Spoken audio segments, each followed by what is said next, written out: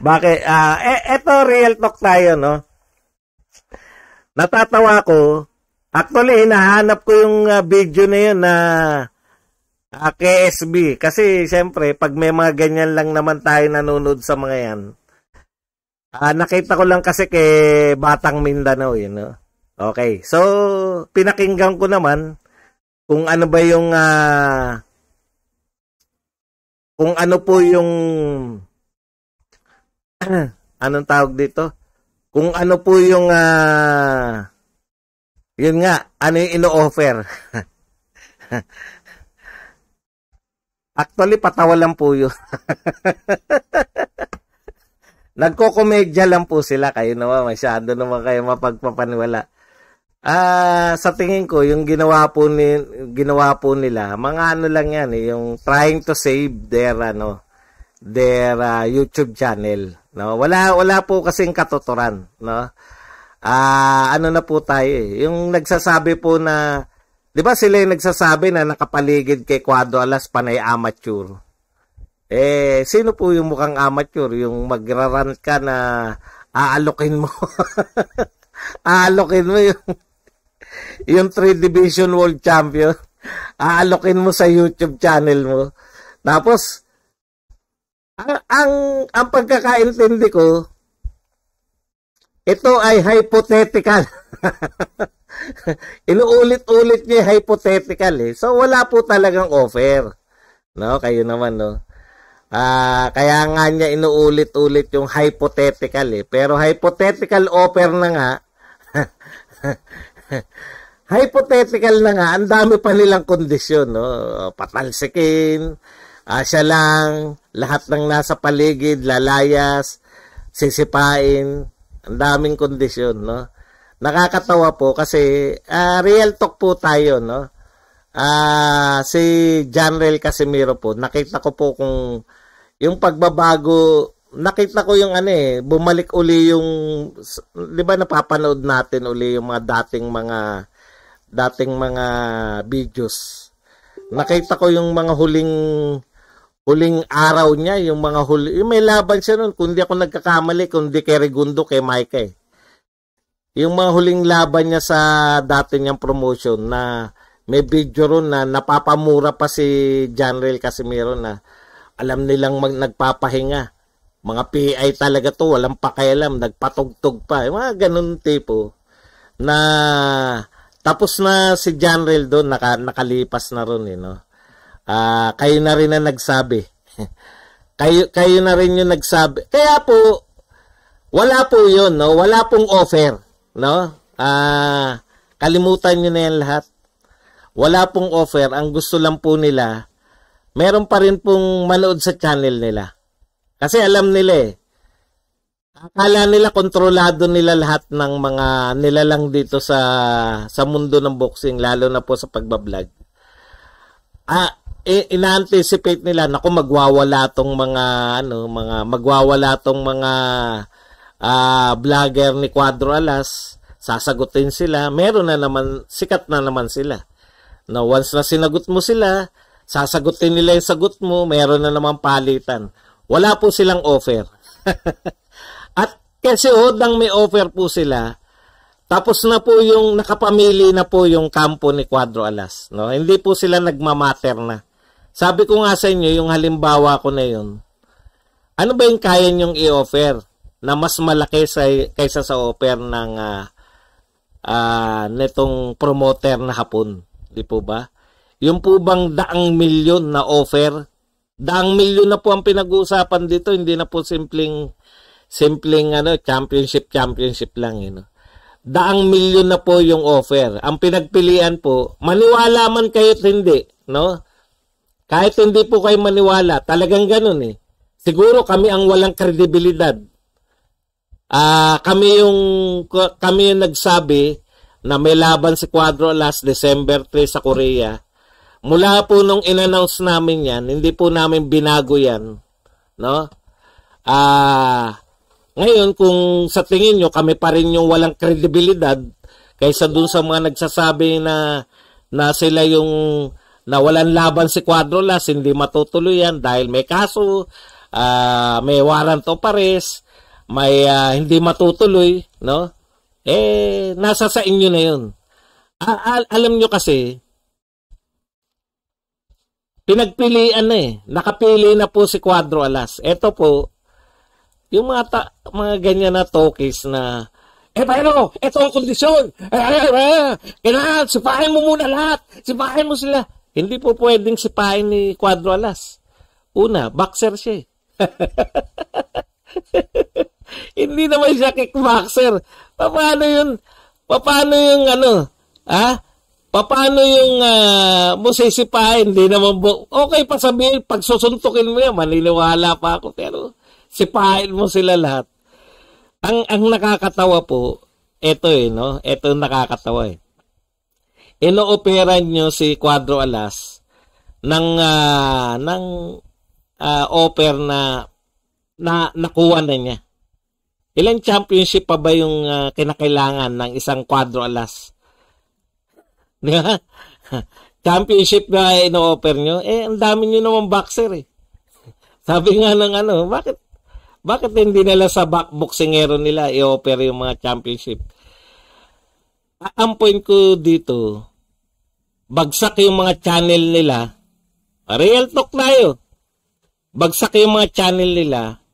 Kasi sa YouTube po kasi, you can, you can only fool people so many times, no? Hindi po araw-araw. Yung po bang, kumbaga, kayo, marami po naniwala sa inyo. Marami po nagduda sa inyo, di ba? Na makakalaban pa ba talaga si Cuadrolas? O hindi na? Ang dami pong ang dami pong mga, kaya lang naman kayo nagkaroon ng kredibilidad, kahit kakaunti, dahil na-tiyempo Di po ba? Na-tiyempo na sinasabi nyo na hindi makakalaban si Cuadrolas, na tiyempo na nagtae o kung ano man yung naging sakit. Di ba? May sakit si Cuadrolas yung unang laban nila kay Butler. So, okay. Nagkaroon kayo ng kredibilidad. Kita nyo, wala ka talagang laban.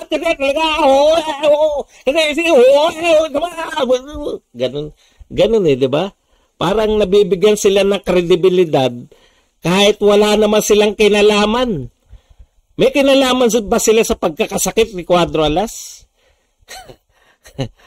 Talaga bang sila may dahilan sa Dubai kung bakit nagkaroon ng sakit si Cuadrolas?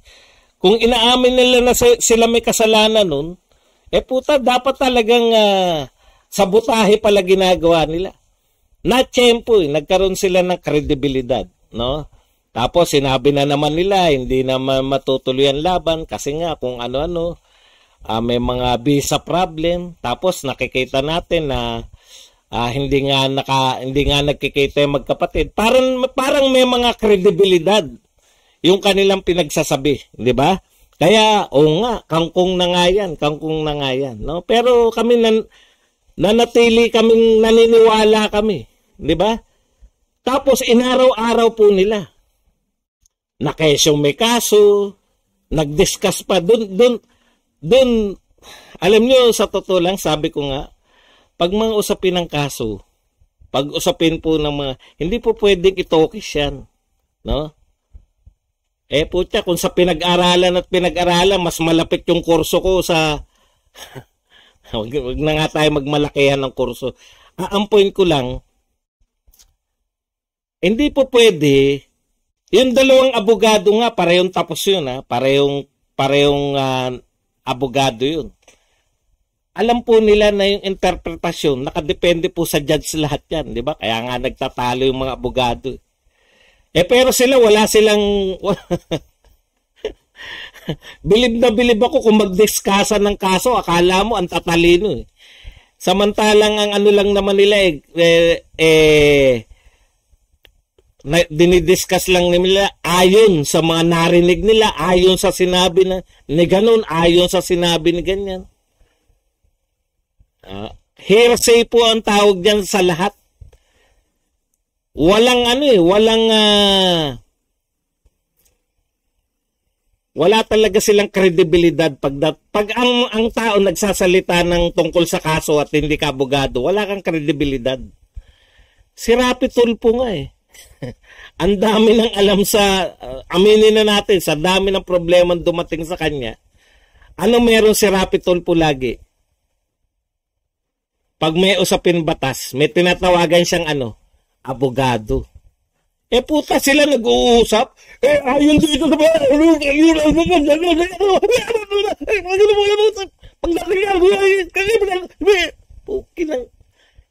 Hindi po nadadaan sa gigil yan o isip.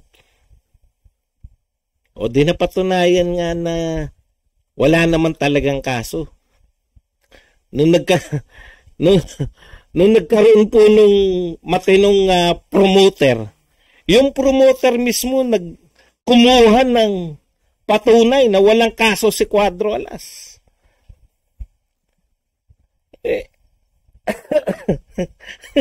Hindi po ba? Hindi po yan nadadaan sa taasan ng boses o pabibuhan. Pogi ako, pogi! Ha! Tinuruan ko lang yan si Badaratulis. Ako nagturo niya, pogi ako, pogi. Okay lang. Yung nagsabi na siya nagturo sa akin, hindi ko pa nakikita yun. Yung pong kasinungalingan, papatungan nyo ng kasinungalingan, tapos magsisinungaling kayo. Ano lang po yan, no? Nakakalibang lang po yan. Pero mananawa yung tao eh. Hanggang kailan nyo sasabihin na kangkong? Puta, kangkong kayo ng kangkong. 20 hektarya, 16 hektarya ng lupain ng inaakyat. Wala naniniwala na sa inyo. Kaya kayo pinanonood kasi nililibang namin yung sarili. Ako hindi ko na kayo pinanonood eh.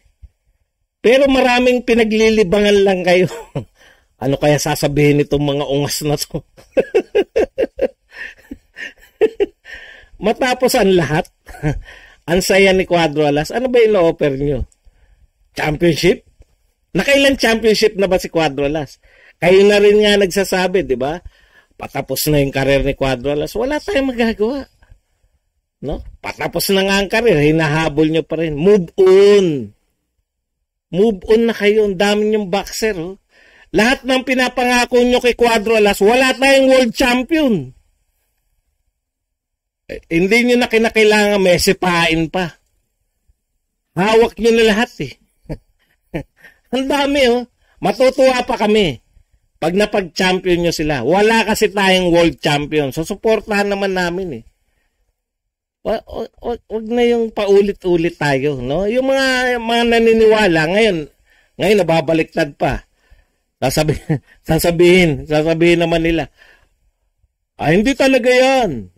May nag-uusap. Nagawa nyo pa mag-usap-usap ng mga taong hindi ko rin kakilala. Mga taong gustong-gusto magkaroon ng channel pero hindi naman bumibenta. Nag-uusap-usap pa na kala mo ina-analyze pa nila, hindi tatanggapin ni Cuadro Alas yan kasi kung mag-isip yan eh. Hypothetical lang nga eh. Hypothetical question na nga lang eh, di ba? Ay hypothetical offer eh. Hypothetical na lang, putan, dami pang kondisyon. Ako rin may hypothetical. Tatanggapin lang yan ni Cuadro Alas kung ipapakita nyo sa YouTube channel nyo na kumakain kayo ng tae. Mga balugan po. Wala, alam nyo po, wala nang katuturan yung pinagsasabi nyo. May offer kayo hypothetical. Ako rin may hypothetical. O sige, ako kukumbinsi kay Cuadro Alas, kumain kayo ng tae sa channel nyo. Ang laki ng ano nyo nun. Napakalaki ng viewership nyo. Daig nyo pa si Boy, sino kumakain ng kahit na ano.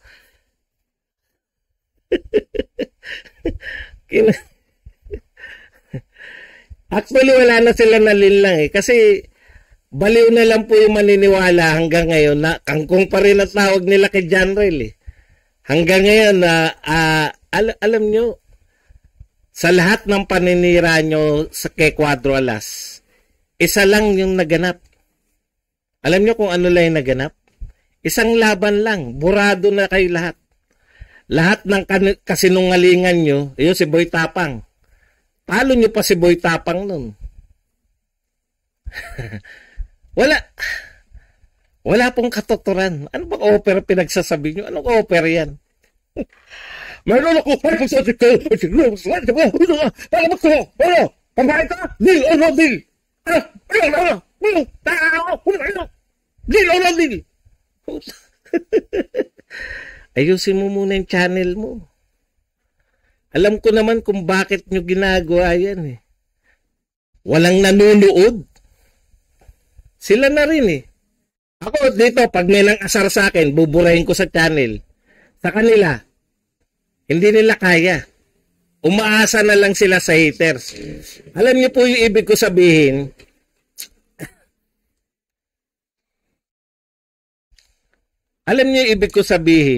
no? Alam nila na yung nanonood sa kanila, haters na lang.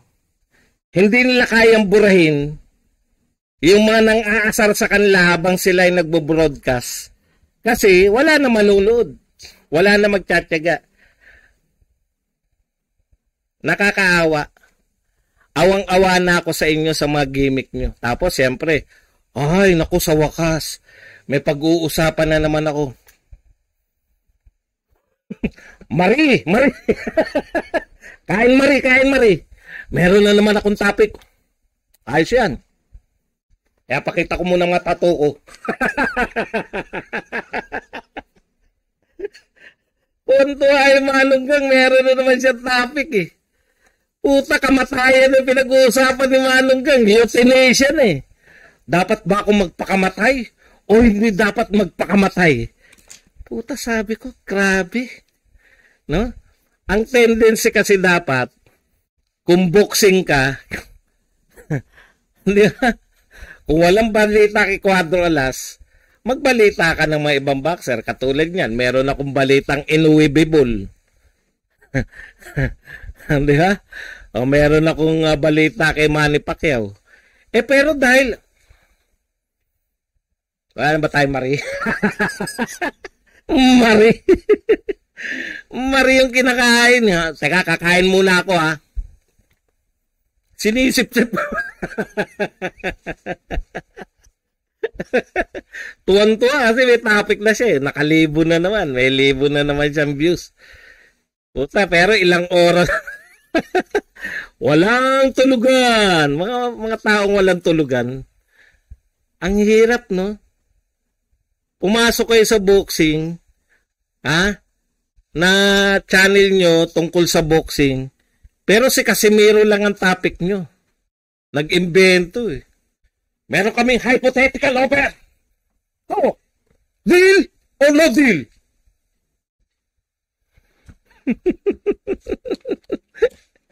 Tanga-tanga.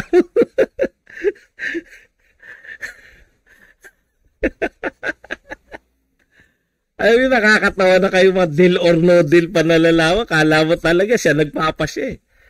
Ha? Walang katuturan. Magbasa kayo ng balita sa boxing. O kaya ibalitaan niyo yung mga operang ka namin. Magiging champion ka uli. Deal or no deal? Marie. May balita na ako. Hindi na sa kamatayan.